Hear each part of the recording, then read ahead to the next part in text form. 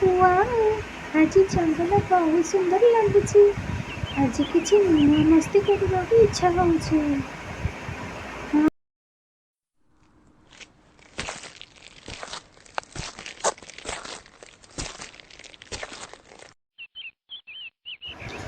ସୁପ୍ରଭାତ ମଣି ଭାଇ, ଚାଲ ଆଜି ଆମେ ସମସ୍ତ ପଶୁପକ୍ଷୀଙ୍କୁ ଡାକିକି ଗୋଟେ ଉତ୍ସବ ପାଳନ କରିବା, ମିତ୍ରତାର ଉତ୍ସବ। ହଁ ହଁ ଗଜୁ ଭାଇ, ତୁମେ ଠିକ୍ କହିଲ। ମୁଁ ଯାଉଛି ସମସ୍ତ ପଶୁପକ୍ଷୀଙ୍କୁ ଡାକିକି ଆସିବି।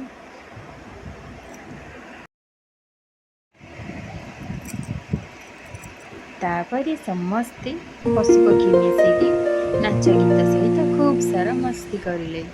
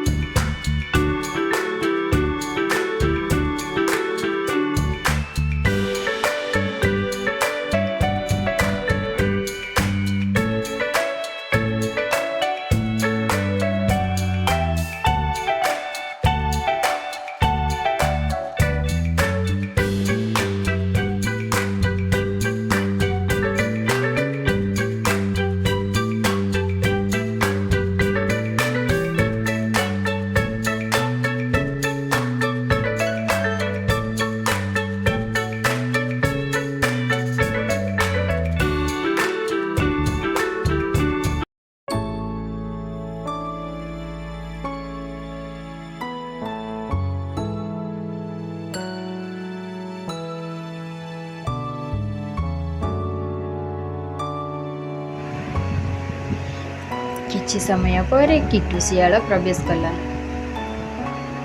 ଆଉ କହିଲା, ଆରେ ତମେ ମାନେ ସମସ୍ତେ ଏଇଠି ଅଛ, ଅଥଚ ମୋତେ ଡାକିଲନି। ହଉ ଚାଲିବା। ମିତ୍ରମାନେ, ମୁଁ ଗୋଟିଏ ବଡ଼ ଫଳ ବଗିଚା ଗଛ ଦେଖିଛି। ସେଠାକୁ ଚାଲ। ସେଠାର ଗଛର ଫଳ ବହୁତ ସ୍ୱାଦିଷ୍ଟ। ମୋ କଥା ଶୁଣ, ମୋ ସହିତ ଆସ। ହଁ, ତୁମେ ସବୁବେଳେ ମିଛ କଥା କହି ଆମକୁ ବିପଦରେ ପକାଅ। ଆମ ସହିତ ତୁମେ ଚାଲାକି କର। ମିତ୍ରତାରେ ଭରସା ଦରକାର। ସେ ଯଦି ସତ କହୁଛି ତାହେଲେ ଆମେ ଆନନ୍ଦ ପାଇବା, ଆଉ ଯଦି ସେ ମିଥ୍ୟା କହୁଥିବ ତାହେଲେ ସେଇଥିପାଇଁ ସେ ଦଣ୍ଡ ପାଇବ। ହଁ। ସମସ୍ତେ କିଟୁ ଶିଆଳକୁ ଅନୁସରଣ କରି ଜଙ୍ଗଲର ଗଭୀର ଭିତରକୁ ଗଲେ। ସମସ୍ତେ ଦେଖିଲେ ସେଠି ଗୋଟିଏ ବି ଫଳ ବଗିଚା ନଥିଲା। କେବଳ ଚାରିଆଡ଼େ ଦଳଦଳିଆ ଜାଗା ହିଁ ଥିଲା। ସମସ୍ତଙ୍କ ମନରେ ଭୟ ଉଙ୍କି ମାରୁଥିଲା। ହଠାତ୍ ସେତିକିବେଳେ ମଣି ମାଙ୍କଡ଼ଟି ଜାଲ ଭିତରେ ପଡ଼ିଗଲା ଆଉ ଜାଲ ଭିତରେ ରହି ଚିତ୍କାର କଲା। ଏହା ଦେଖି କିଟୁ ଶିଆଳ ହସିଲା ଆଉ କହିଲା, ଶେଷରେ ମୋ ଚାଲାକି ସଫଳ ହେଲା। ତାପରେ କିଟୁ ଶିଆଳ ସେଠୁ ଭୟରେ ଦୌଡ଼ି ପଳାଇଲା।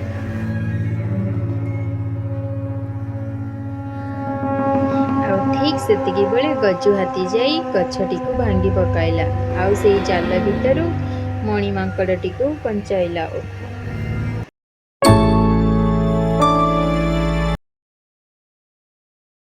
କିଟୁ ଶିଆଳ ସେଠି ଦୌଡ଼ି ଦୌଡ଼ି ଯାଇ ଜଙ୍ଗଲର ଗଭୀର ଭିତରକୁ ଚାଲିଗଲା। ଶେଷରେ ଗୋଟେ ଗାଢ଼ ଭିତରେ ସେ ପଶିଗଲା। ଆଉ ଯେତେ ଚେଷ୍ଟା କଲେ ବି ସେଥିରୁ ସେ ବାହାରି ପାରିଲାନି। ସେପଟେ କିଟୁ ଶିଆଳ ଗାତରେ ପଡ଼ି ତା ଦଣ୍ଡର ପ୍ରାୟଶ୍ଚିତ୍ତ କଲା, ଆଉ ଏପଟେ ସମସ୍ତ ପଶୁପକ୍ଷୀ ନାଚ ଗୀତ ମଜାମସ୍ତିରେ ଜଙ୍ଗଲ ପୂରି ଉଠୁଥିଲା।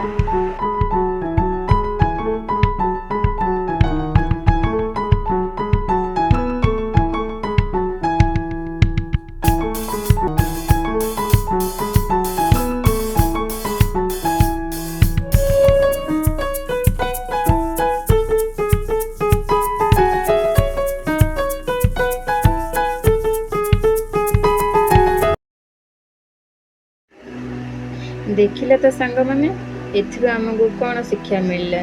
ଯେ ପାଞ୍ଚେ ପର ମନ୍ଦ ତା ମନ୍ଦ ପାଞ୍ଚନ୍ତି ଗୋବିନ୍ଦ। ଅର୍ଥାତ୍ ଆମ ପାଇଁ ଯିଏ ଗାତ ଖୋଳେ ସେଇ ଗାତରେ ସେ ନିଜେ ହିଁ ପଡ଼ିଥାଏ।